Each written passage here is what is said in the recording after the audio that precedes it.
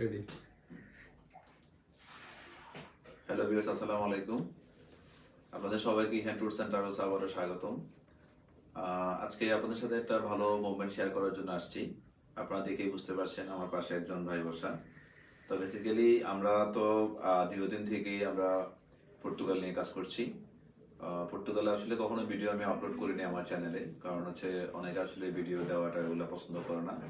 আর basically এই কাজগুলো শুরু করছি গত কয়েকদিন থেকেই, কারণ হচ্ছে আসলে আগে আমি দিতাম না, এখন চিন্তা করলাম যে না দিলে আসলে আপনাদের কাছে একটু মনে হয় যে কনফিউশন থাকে না আপনারা যে আসলে কোনো সাকসেস হিস্ট্রি থাকে না কেন পেজে, এই জন্য মূলত শেয়ার করা।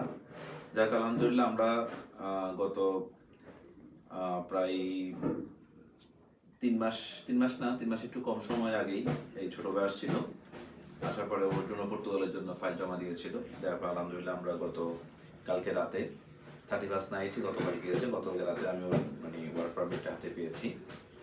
তো বেসিক্যালি ওকে একটু ডাকাইলাম যে আসো, ও অনেকদিন আমাকে ফোন দিচ্ছিল গত মাস থেকে, ভাইয়া কবে আসবে একটা ভালো নিউজ শুনতে চাই।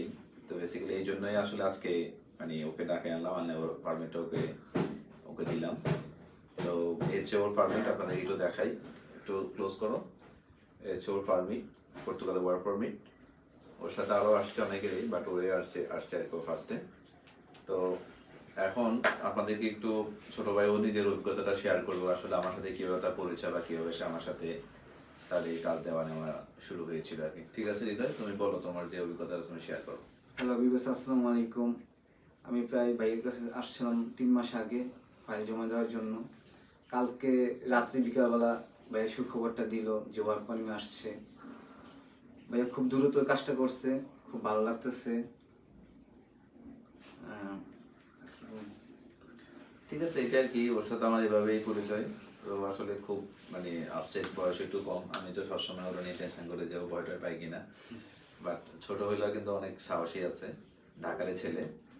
যাই হোক, আপনারা সবাই যারা দেখছেন ভিউয়ার্স, আপনাদেরকে রিকোয়েস্ট থাকলো যে আপনারা পর্তুগাল নিয়ে আসলে আমাদের দেশে অনেকে অনেক ধরনের স্ক্যাম করছে। যেমন অনেকেই আপনার সিজনাল ভিসা দিয়ে দিচ্ছে, সিজনাল ভিসা কাজ করে পাঠিয়ে দিচ্ছে, তারপরে ওরা কাগজ পাচ্ছে না।